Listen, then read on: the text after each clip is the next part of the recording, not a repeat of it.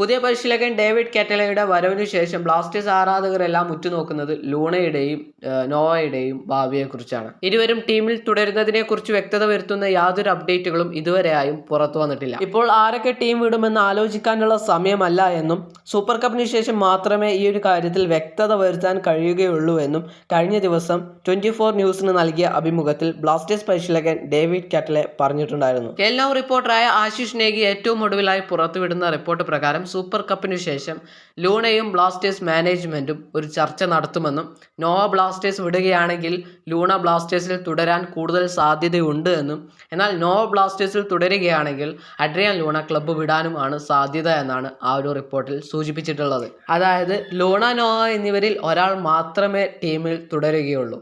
ഭൂരിഭാഗം ആരാധകർക്കും ലൂണ തന്നെ ടീമിൽ തുടരണമെന്നാണ് താല്പര്യമെങ്കിലും ചില ആരാധകരൊക്കെ ലൂണയെ പുറത്താക്കി പകരം നോയെ നിലനിർത്തണമെന്ന അഭിപ്രായവുമായും രംഗത്തെത്തിയിട്ടുണ്ടായിരുന്നു. ഇതിൽ ആരെ നിലനിർത്തണമെന്ന നിങ്ങളുടെ അഭിപ്രായം കമന്റ് ബോക്സിൽ രേഖപ്പെടുത്താൻ മറക്കരുത്.